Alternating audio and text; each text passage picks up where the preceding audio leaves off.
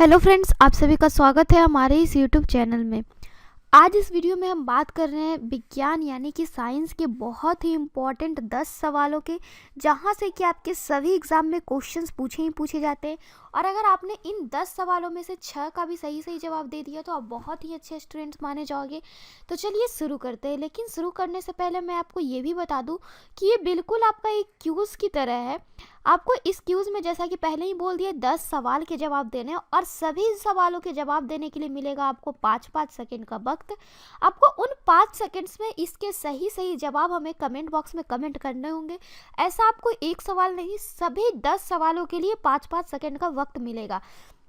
और आखिर में आपको ये भी कमेंट करने हैं कि आपने कितने सवालों के सही सही जवाब दिए थे। तो चलिए शुरू करते हैं। साथ ही साथ मैं ये भी बता दूं कि इसी तरीके के हम डेली आपके लिए क्यूज़ लाते रहते हैं। तो डेली क्यूज़ के लिए आप हमारे चैनल को सब्सक्राइब ज़रूर करें और सब्सक्राइब करने के बाद बेल आइकन पे ज़रूर प्रेस करें, ताकि हम जो भी वीडियोज़ अपलोड करें उसके आपको नोटिफिकेशंस टाइम टू टाइम मिलती रहे और आप हमारी एक भी वीडियो मिस ना करें। और आप इसी तरीके से हमारे डेली के क्यूज़ का भी लाभ उठाते रहें। आप इसे लास्ट तक ज़रूर देखो, आपको I am sure, I hope कि आपको बहुत ही ज़्यादा मज़ा आने वाला है इस क्यूज़ में। तो चलिए देखते हैं। हमारा सबसे पहला सवाल कह रहा है कि चंद्रमा से पृथ्वी तक आने में प्रकाश को लगभग कितना समय लगता है।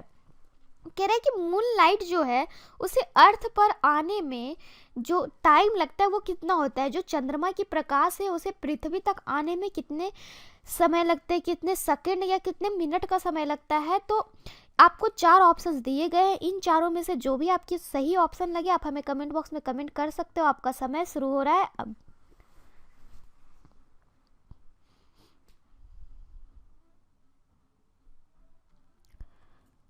तो 5 सेकेंड्स आपके पूरे हो चुके हैं। तो मैं आपको बता दूं कि चंद्रमा से पृथ्वी तक आने में प्रकाश को 1 सेकेंड का वक्त लगता है, यानी कि ऑप्शन नंबर सी 1 सेकेंड का। आई होप बहुत सारे लोगों ने इसका सही सही जवाब भी दिया होगा। तो चलिए देखते हैं नेक्स्ट क्वेश्चन।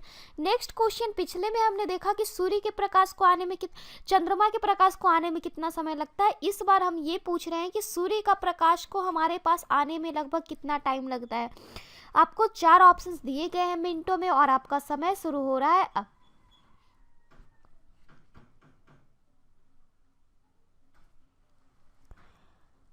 तो 5 सेकेंड्स आपके पूरे हो चुके हैं। तो मैं आपको बता दूं, सूर्य का प्रकाश यानी कि सनलाइट जो होता है उसे हमारे पास यानी कि अर्थ पर आने में 8 मिनट का समय लगता है, यानी कि आपका ऑप्शन नंबर ए के साथ चला गया। आई होप आप सभी लोगों ने इसके सही सही जवाब दिए होंगे।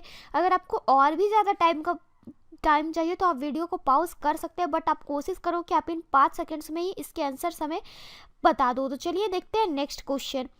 प्रकाश छोटे छोटे कणों से मिलकर बना होता है, जिसे क्या कहते हैं। आप सभी को पता है कि प्रकाश यानी कि लाइट जो है स्मॉल पार्टिकल से मिलकर बना होता है। आप जब कहीं से लाइट आ रही होगी कोई सोर्स से, तो आप उसे गौर से देखोगे तो आपको कुछ पार्टिकल्स दिखाई देंगे। तो उस पार्टिकल्स को क्या कहते हैं ये हमसे पूछ रहा है और आपको 4 ऑप्शंस दे के रखा और आपका समय शुरू हो रहा है अब।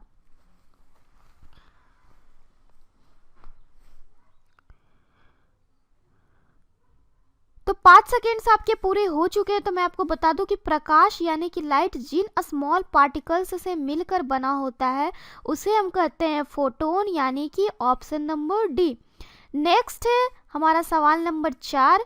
कह रहा है प्रकाश तरंग किस प्रकार की तरंग है। कह रहा है कि जो लाइट वेव होती है वो किस प्रकार की वेव होती है। अनुप्रस्थ होती है, अनुदैर्घ्य या होती है, या दोनों तरह की तरंगे होती है, या फिर इन दोनों में से कोई नहीं होती है। तो आपका समय शुरू हो रहा है अब।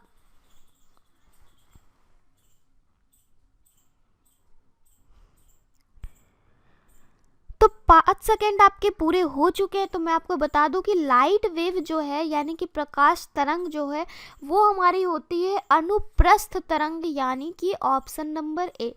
ये आपका थोड़ा इम्पॉर्टेंट क्वेश्चन हो जाता है कि प्रकाश तरंग किस प्रकार की तरंग है, तो अनुप्रस्थ तरंग है।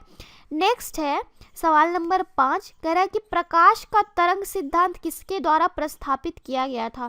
कह रहा है लाइट वेव की जो प्रिंसिपल थी, लाइट वेव की प्रिंसिपल वो किसके द्वारा थी, कौन से प्रिंसिपल इसे हम कहते हैं। आपके ऑप्शंस दे के रखे हैं, न्यूटन, हाइगेंस, प्लैंक या फैराडे। और आपका समय शुरू हो रहा है अब।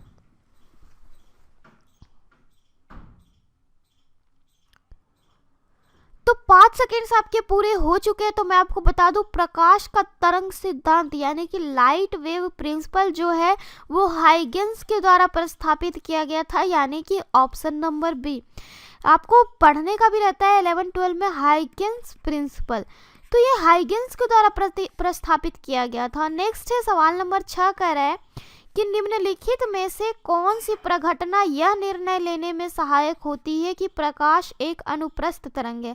ऊपर हमने देखा कि प्रकाश यानी कि लाइट वेव जो है अनुप्रस्थ तरंग है, तो हमसे पूछ रहा है कि नीचे आपको 4 ऑप्शंस दिए गए, इनमें से कौन सी घटना के कारण हम आसानी से यह कह देते हैं कि लाइट जो है एक अनुप्रस्थ तरंग होती है।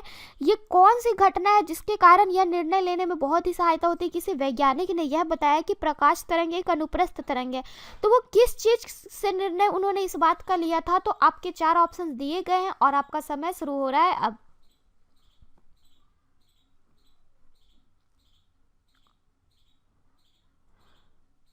तो 5 सेकेंड्स आपके पूरे हो चुके हैं, तो मैं आपको बता दूं कि वह प्रघटना जो यह निर्णय लेने में सहायक होती है कि प्रकाश एक अनुप्रस्थ तरंग है, उस प्रघटना का नाम है ध्रुवीकरण, पोलराइजेशन, यानी कि ऑप्शन नंबर सी। पोलराइजेशन के कारण ही हम आसानी से कह देते हैं कि लाइट वेव जो है एक अनुप्रस्थ वेव है। नेक्स्ट है हमारा सवाल नंबर 7, कह रहे कि प्रकाश के विद्युत चुंबकीय स्वरूप की खोज किसने की। कह रहे प्रकाश के जो इलेक्ट्रोमैग्नेटिक रूप है उसकी खोज किसने की थी। आपके ऑप्शंस दे के रखे, स्नेल, न्यूटन, मैक्सवेल या यंग, और आपका समय शुरू हो रहा है अब।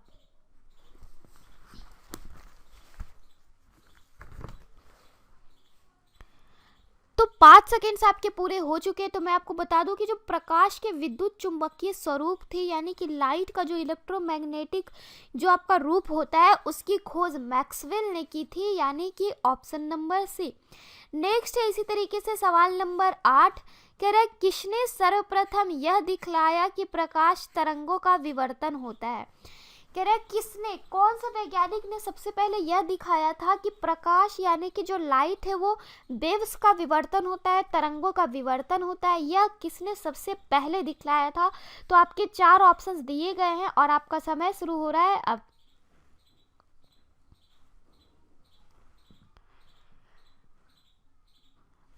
तो 5 सेकेंड्स आपके पूरे हो चुके हैं, तो मैं आपको बता दूं कि वे वैज्ञानिक जिन्होंने यह दिखलाया कि प्रकाश तरंगों का विवर्तन होता है, आप सभी को इस बात का पता होगा कि प्रकाश तरंगों का विवर्तन होता है, तो ये वैज्ञानिक कौन थे जिन्होंने इस बात को सबसे पहले दिखलाया था।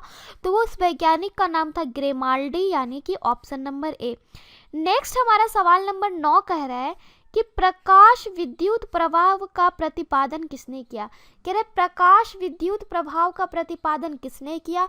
आपको 4 ऑप्शंस दिए गए हैं, कॉम्पटन, मैक्सवेल, आइंस्टीन या न्यूटन, और आपका समय शुरू हो रहा है अब।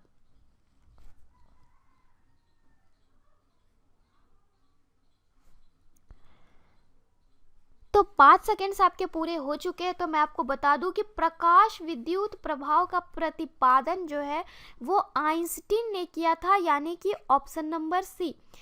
अब है हमारे सबसे आखिरी सवाल की बारी, सवाल नंबर 10। कह रहे निम्नलिखित में से कौन सी घटना प्रकाश और ध्वनि दोनों में घटित नहीं होती है। कह रहे आपको 4 ऑप्शन दिए गए, विवर्तन, ध्रुवन, परावर्तन या अपवर्तन। कह रहे जो इन चारों में से कौन सी ऐसी घटना है जो कि लाइट और साउंड दोनों में घटित नहीं होती है। 3 आपकी ऐसी घटनाएं हैं जो कि लाइट में भी घटित होती है और साउंड में भी घटित होती है, बट इनमें से एक आपका ऐसा घटना है जो कि लाइट और साउंड दोनों में घटित नहीं होती है। तो वो इन चारों में से उस घटना का नाम क्या है, ये आपसे पूछ रहा है और आपका समय शुरू हो रहा है अब।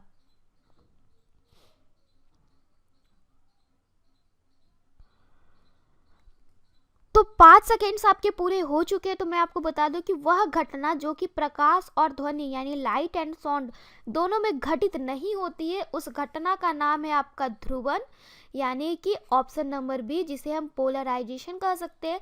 यह जो है हमारी दोनों चीज़ों में नहीं घटित होती है, ये आपको प्रकाश और ध्वनि दोनों में घटित नहीं होती है, तो हमारा आंसर चला जाएगा ध्रुवन के साथ। तो आज के लिए बस इतना ही। आई होप आपको इस क्यूज़ में बहुत ही ज़्यादा मज़ा आया होगा और आपने ज़्यादा से ज़्यादा क्वेश्चंस के जवाब हमें कमेंट बॉक्स में कमेंट भी किए होंगे। तो मैं आपको फिर से याद दिला दूं कि आपने कितने क्वेश्चंस सही सही आंसर किए, वो भी हमें ज़रूर कमेंट बॉक्स में कमेंट करें। तो आज के लिए बस इतना ही। Then bye and thanks for watching this video.